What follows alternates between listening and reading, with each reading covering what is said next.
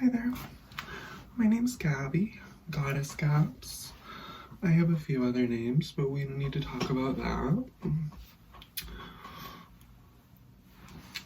Welcome to my channel. Like, subscribe, even though I don't have any followers. You could be the first one. Thank you. No, okay.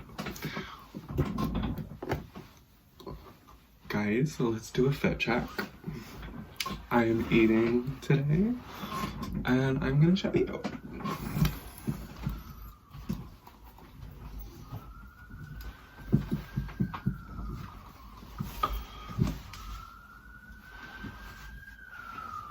I got the strappy little jeans, fishnets, belt from Trans Girlfriend, cute little top with the string at the top, oversized blazer, a la Trans Friend, cute little chain necklace.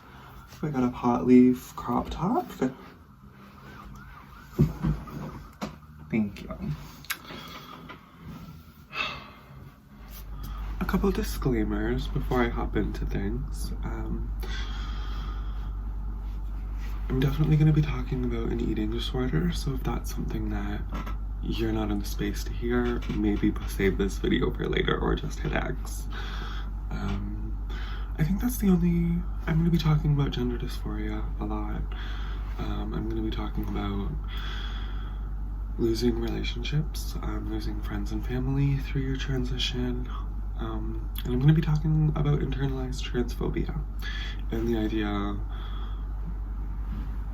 and grappling and navigating the idea of passing. So if any of those conversations are things that you're not really in the space to hear, maybe this video is not for you.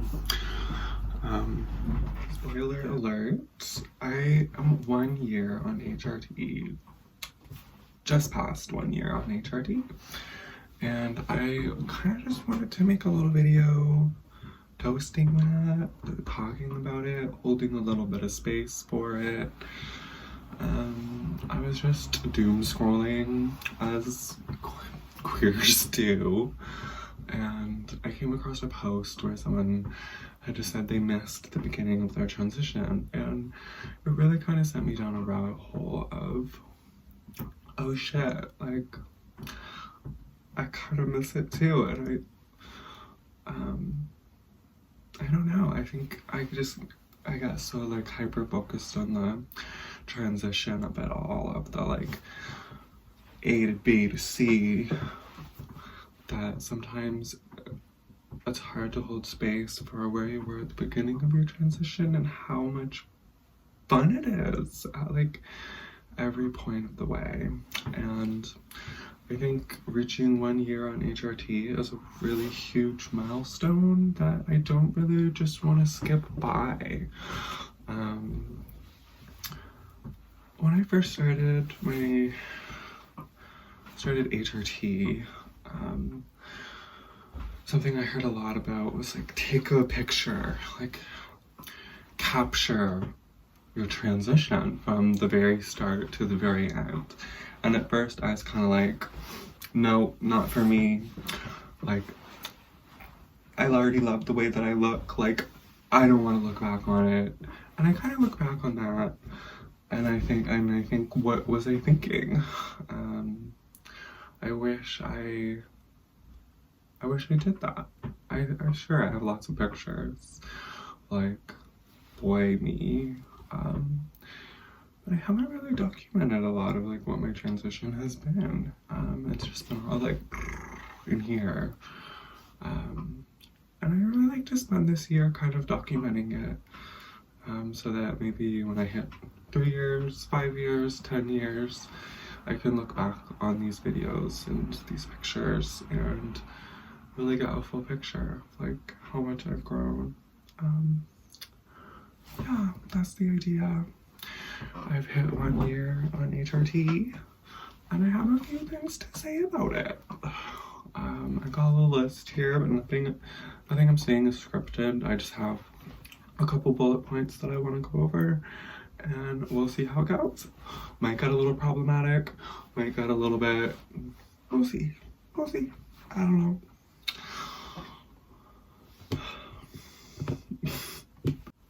I have known that I'm trans for a couple of years now.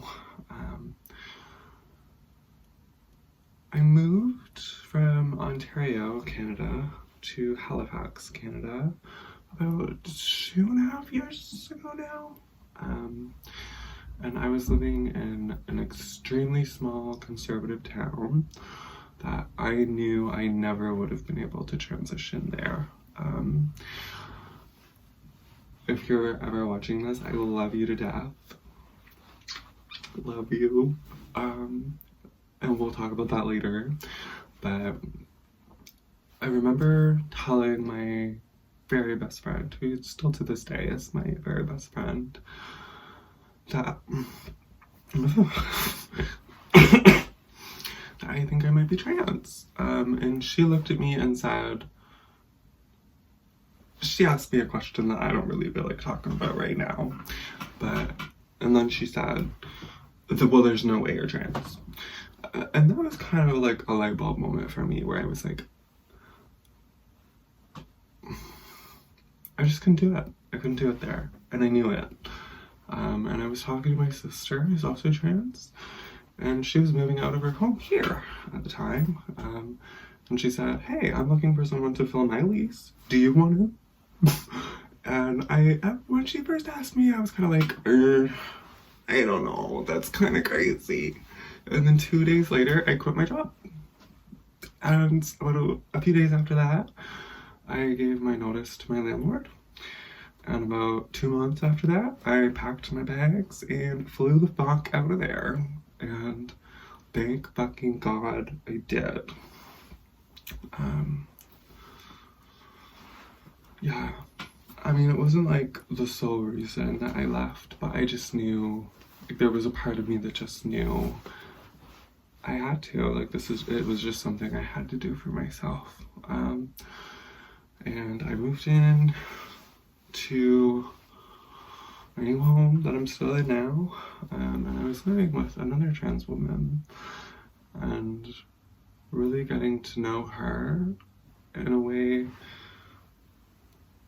really helped me to come to terms with it myself. And I still remember to this day, sitting just outside my room here, crying to her, saying, like, I'm a woman. It was the first day that I, like, truly sat in it, and it really changed my life, that realization. And it took me about a year and a half to actually get on HRT, which is really not a long time compared to some people that I know, and I'm quite lucky for that.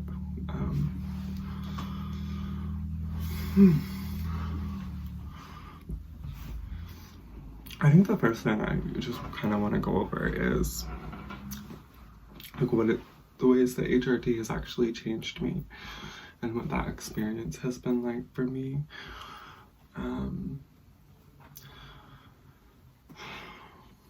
It's hard to explain. It really is. It's a big one.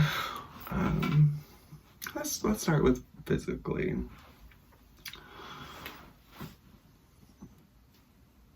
Something that comes to mind is I remember at the 3-month point in my transition was probably the hardest part of this whole past year. At this point was living with 2 other trans women, femmes. They identified themselves differently, it doesn't really matter.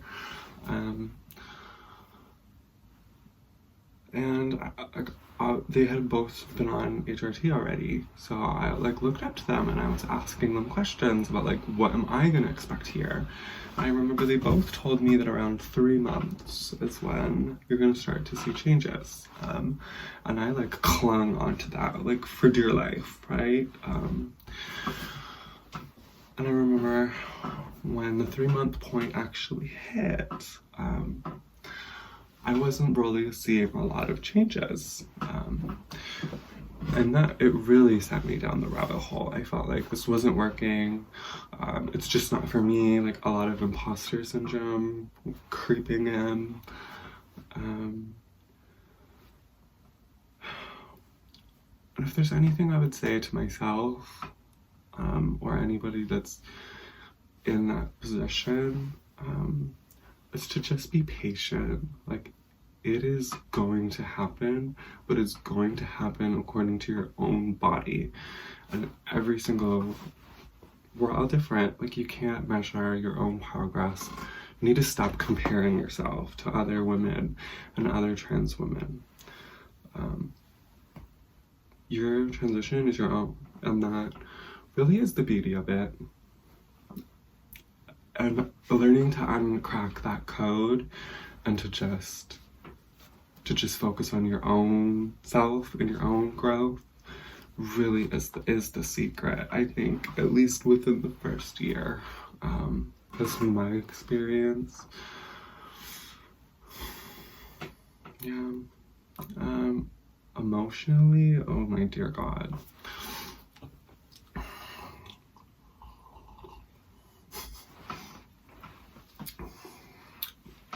Moment silence. God, it's really impossible to put into words. I think the best way I can explain it is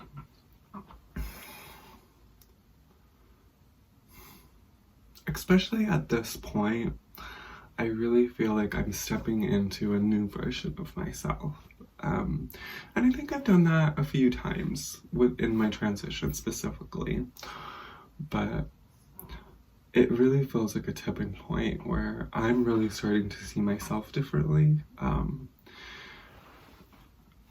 And honestly, I've always known who I am since the very start of my transition.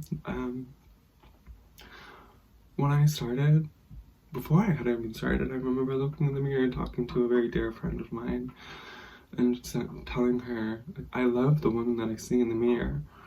And I still do. It's just like, it's like a blossoming. It's an evolution. Yeah, there's a huge part of me that feels like I have really killed that boy in me, so to speak. But at the same time, it feels like almost like you're holding hands with like your past self in growing into your new self is like what it feels like. And then also embracing that middle space where both of those things exist. I'm still the same person I was when I started. I'm just growing and I'm becoming better and better. It's like really how it feels. And it has been the most beautiful experience of my life. It really has. It's hard not to get emotional talking about it. Yeah. And I guess I feel like covered the like spiritual part of it, where it's just like a blossoming into yourself. And for me, that has been like a very deeply intimate and spiritual experience. And it has changed me in ways beyond profound. It really has. I know that I'm gonna be okay. And that's not something I ever really knew before I started any kind of transition, really socially transitioning. And that has been the greatest gift, one that I didn't exactly anticipate at the start. Yeah.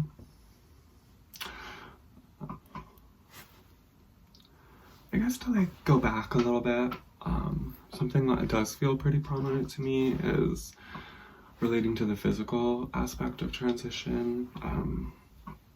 I was horrible to my body and I was horrible to myself before I started transitioning and realized that I was trans.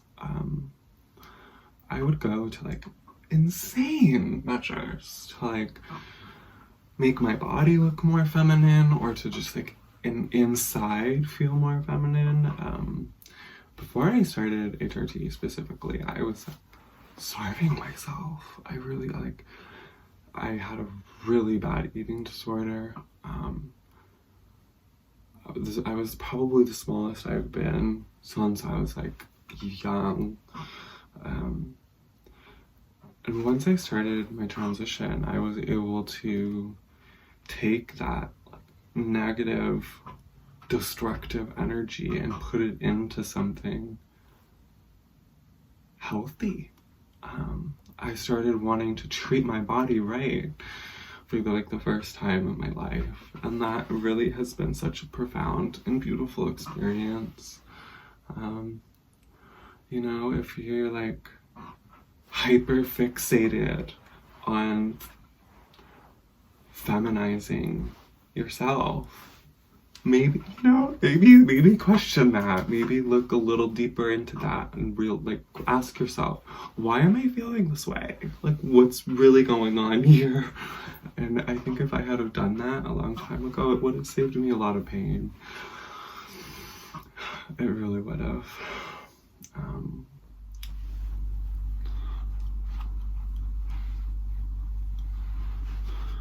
The next thing I wanted to talk about, which isn't an easy thing for me to talk about, but I'm gonna do my best. There's a couple points here that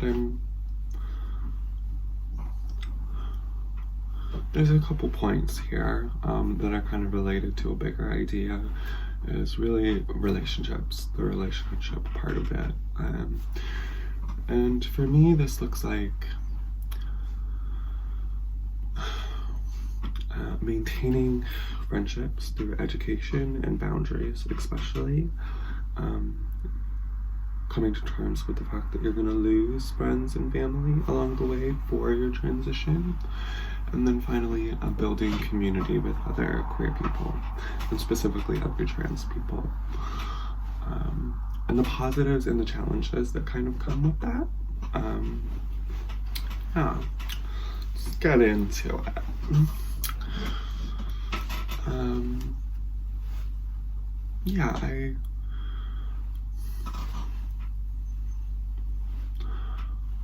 One of the more challenging parts of my experience, but one of the most beautiful as well, has been maintaining friendships with people who have transphobic beliefs or are transphobic.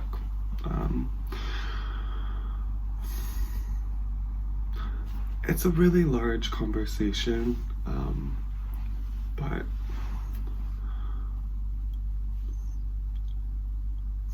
for me, this has looked like setting boundaries.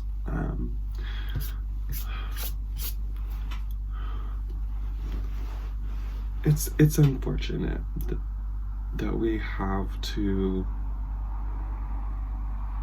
educate people on the fact that we're people, that we are worth the same respect that a cis person is worth. It's infuriating to have to be that person, and it's exhausting. And there are numerous points where I've considered cutting ties with people that I still have in my life today. It's for trial and error, for better and for worse. Specifically, something that comes to mind is my relationship with my very best friend, and she's still my very best friend to this day. Describing her as my best friend doesn't even do it justice. She really feels like a sister. And especially for a while, once I really dove into my transition, there was a part of me that asked myself whether I can handle this, whether I can hold space for this relationship when I feel as though I'm constantly having to justify my own existence. Right? That's not friendship. That's not love.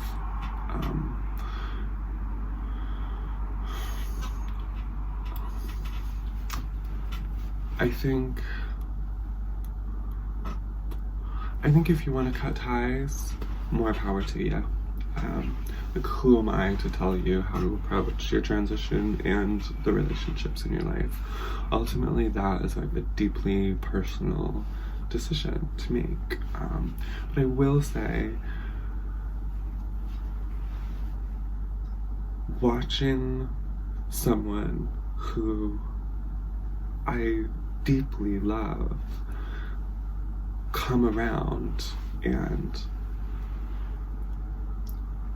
having hard conversations with her about being trans, what it's like to be trans, how I feel and how I relate to womanhood and queerness. They have been some of the most beautiful conversations that I've ever had in my life, and I think that the best friendships I've ever had in my life, we've been able to challenge each other. I've been able to challenge the way that they think, and they've been able to challenge the way that I think, and together you can truly grow. Yeah, and I guess I would just encourage you to try to have those conversations if you're in the space to do it, which not everybody is, and that's perfectly valid. And I think a part of this is doing it for yourself, but I think a part of it is doing it for other trans people as well. We shouldn't have to be educators, but unfortunately we do. We live in a world where transphobia is deeply ingrained. I think we all have a process of unpacking transphobia, because it's something that we all inherently are taught at a pretty young age, and even trans people have a process of unpacking their own internalized transphobia, right? And I think we should try and offer grace to those who are ignorant. There's a big difference between ignorance and hatred, I think, and assessing where somebody is within that space and determining if it's safe for you to do so. The other side of that coin is the fact that you're going to lose friends and family for coming out as trans and for transitioning. It just comes with the gig.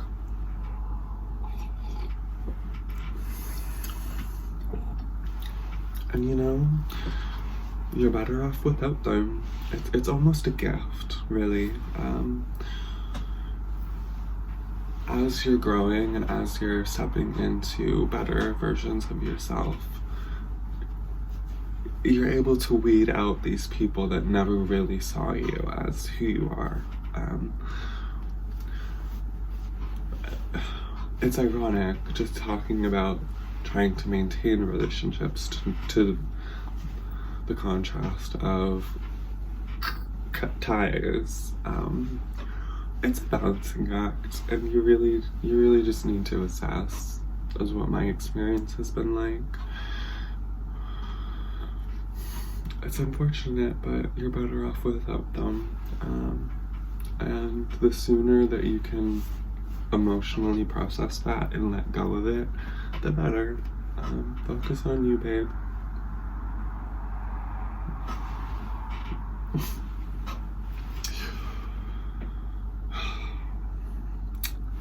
This one's tricky to talk about.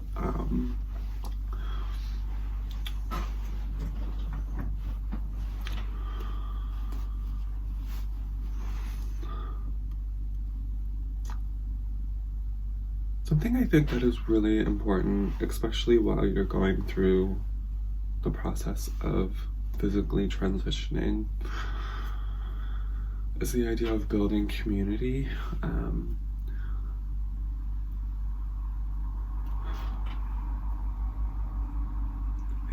I would really encourage anybody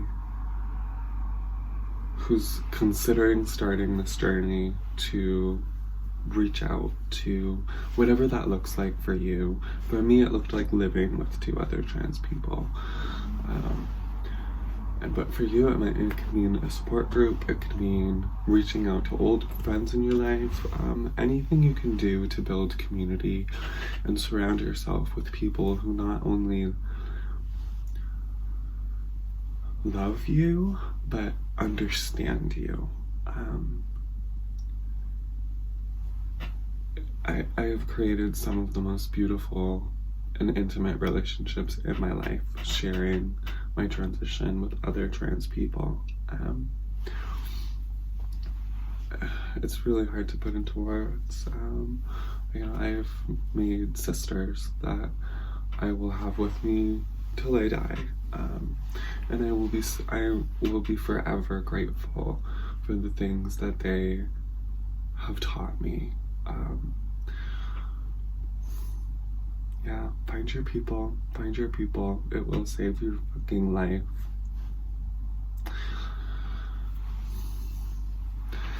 With it, it's easier said than done, though. In forming community with other trans people, there's going to be certain challenges that will come up, and maybe it's unique to my experience being so close to them, where I was living with 2 other trans women.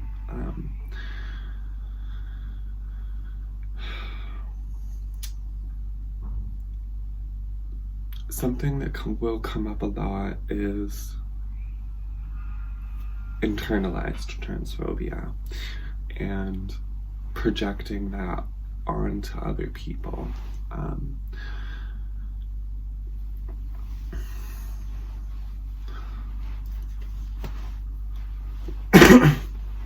I said it earlier, where we all have a process of unpacking transphobia.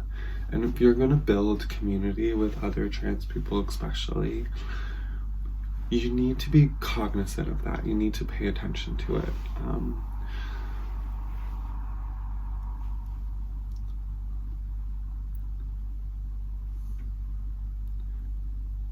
Part of building healthy relationships is being mindful and being aware of the way that your words impact other people. And it's so great to be able to have other people that you can talk to, but it takes reflection on how you're communicating, how you're expressing your beliefs and your thoughts on your own transition in a way that's honest, but also in a way that's mindful of their safety and their transition. It's easier said than done.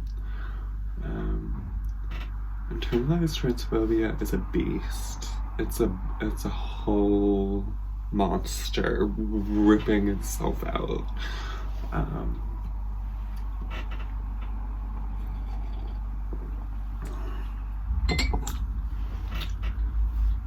Yeah, it's quite hard to talk about.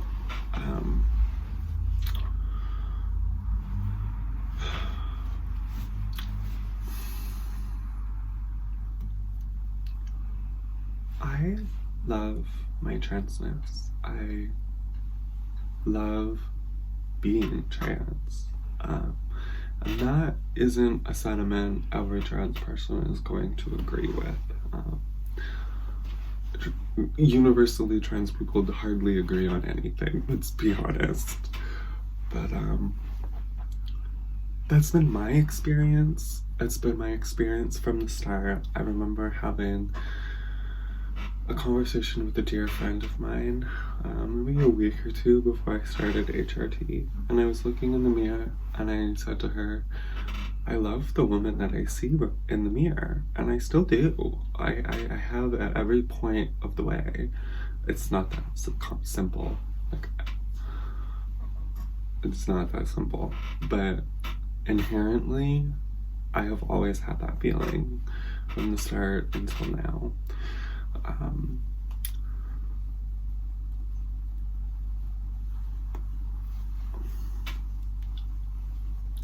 it's hard to explain.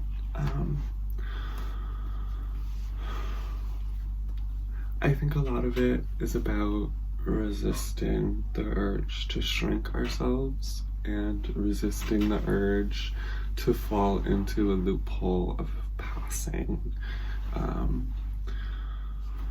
Something I wanted to talk about, there's a couple points here,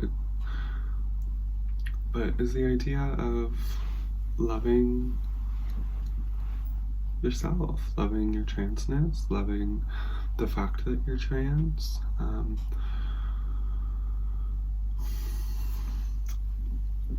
I think obviously internalized transphobia and unpacking that within yourself is a big part of that. For me personally, a big part of it has been resisting the urge to pass. That one's a big one. And I think all of us experience it in different ways. I've met other trans women who just own it. And I've met trans women who cannot own it, who have a very kind of binary way of looking at specifically womanhood and manhood. And I've seen it really hold people back from tapping into their own transition. And especially after I first kind of came out and started HRT, I definitely went through this process of like, I don't know that it was like inherently rooted in wanting to pass as a cis woman, but I think it was just rooted in wanting to explore and embody the like deeply feminine spirit that I have always felt within me. And I think the more you focus on that and you transition, it can be easy to fall into this kind of rabbit hole without even consciously really realizing what you're doing. I think one of the most impactful things, I think one of the most helpful ways of approaching this for me has been flipping it on its head. Changing the way you think from like passing as looking like a cis woman to passing as a transgender woman.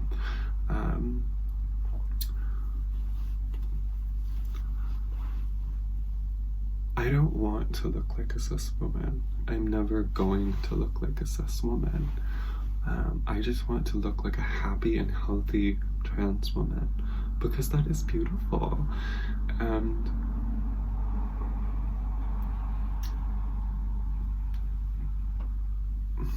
it's easier said than done to embrace that kind of mindset, especially when you come from transphobia, when you come from transphobic backgrounds and conservative places.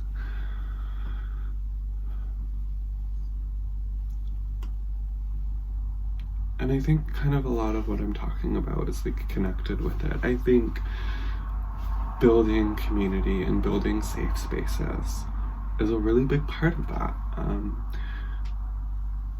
I'm not going to say you can't do it on your own, because we can, but it's a lot harder, it's a lot sadder, and it's a lot lonelier. And if you have other people that you can talk to and unpack this stuff with,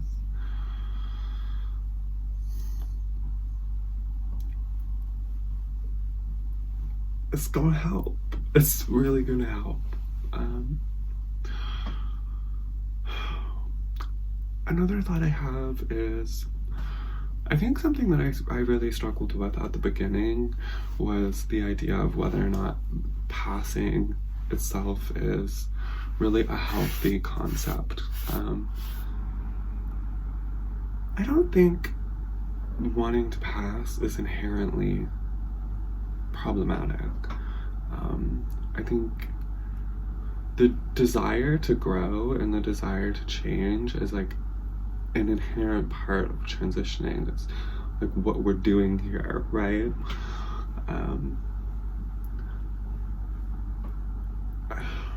It's a deeply personal experience. I think the problem lies when you're projecting that internal struggle onto other people, trans or not.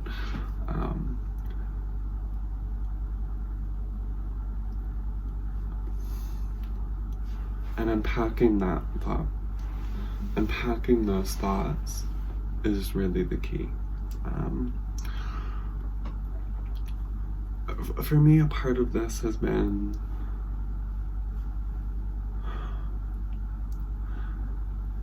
I think there's such an urge to, for a lot of us, there's such an urge to like embrace the transition, to like take it as far as we possibly can. And damn right, like, more power to you.